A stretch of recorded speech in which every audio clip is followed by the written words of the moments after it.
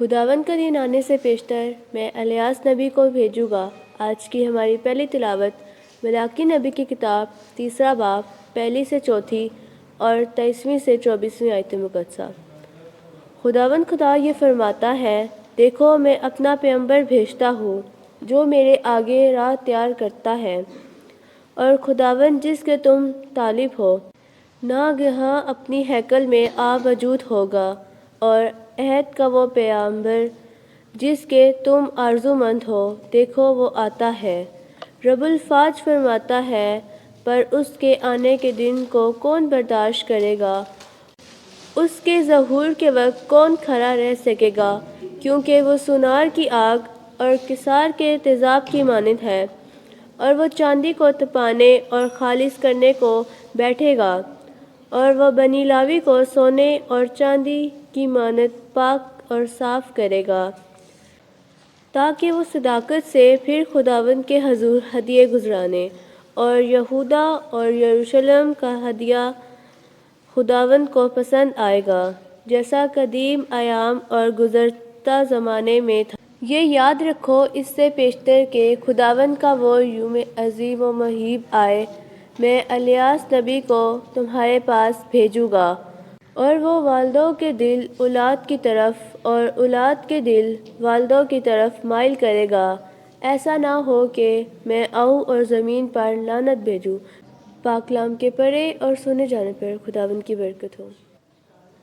زبور 25۔ جماعتی جواب: نظر اٹھا کر سر بلند کرو، اس لیے کہ تمہاری مخلصی قریب ہے۔ اے خداوند، اپنی راہیں مجھے دکھا دے اور اپنا راستہ مجھے بتا دے۔ مجھے اپنی سچائی پر چلا اور مجھے تعلیم دے، کیونکہ تو میرا مخلص خدا ہے۔ جماعتی جواب: نظر اٹھا کر سر بلند کرو، اس لیے کہ تمہاری مخلصی قریب ہے۔ خداوند نیک اور صادق ہے، اس لیے خطا کاروں کو چلنے کا طریقہ بتاتا ہے۔ وہ غریبوں کو راستے کی ہدایت کرتا ہے، وہ غریبوں کو اپنی راہ سکھاتا ہے۔ جماعتی جواب: نظر اٹھا کر سر بلند کرو، اس لیے کہ تمہاری مخلصی قریب ہے۔ خداوند کی سب راہیں ان کے لیے رحمت اور صداقت ہے، جو اس کے عہد اور شہادتوں کو مانتے ہیں۔ خداوند کا راز وہی جانتے ہیں جو اس سے ڈرتے ہیں، اور وہ اپنا عہد ان پر ظاہر کرتا ہے۔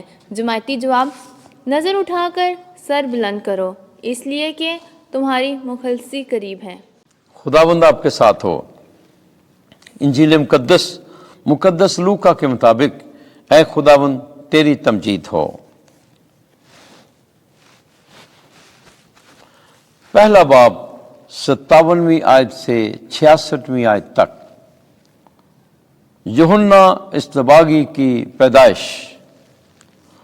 اس وقت جب الصبات کے وضع حمل کا وقت آ پہنچا اور اس کے بیٹا ہوا، اور اس کے پڑوسیوں اور رشتہ داروں نے یہ سن کر کہ خداوند نے اس پر بڑی رحمت کی، اس کے ساتھ خوشی منائی، اور وہ 8ویں دن بچے کا ختنہ کرنے آئے، اور اس کے باپ کے نام پر اس کا نام زکریا رکھنے لگے۔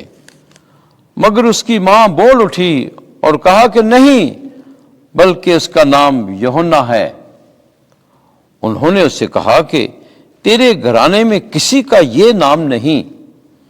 تب انہوں نے اس کے باپ کو اشارہ کیا کہ تو اس کا کیا نام رکھنا چاہتا ہے؟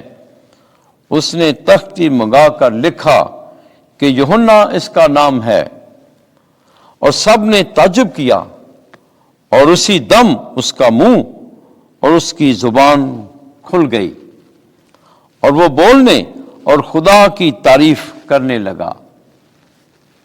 تب ان کے آس پاس کے سارے رہنے والوں پر ڈر چھا گیا، اور یہودا کے تمام کوہستان میں ان سب باتوں کا چرچا پھیل گیا، اور سب سننے والوں نے ان کو اپنے دل میں رکھ کر کہا کہ یہ بچہ کیسا ہونے والا ہے، کیونکہ یقیناً خداوند کا ہاتھ اس پر تھا۔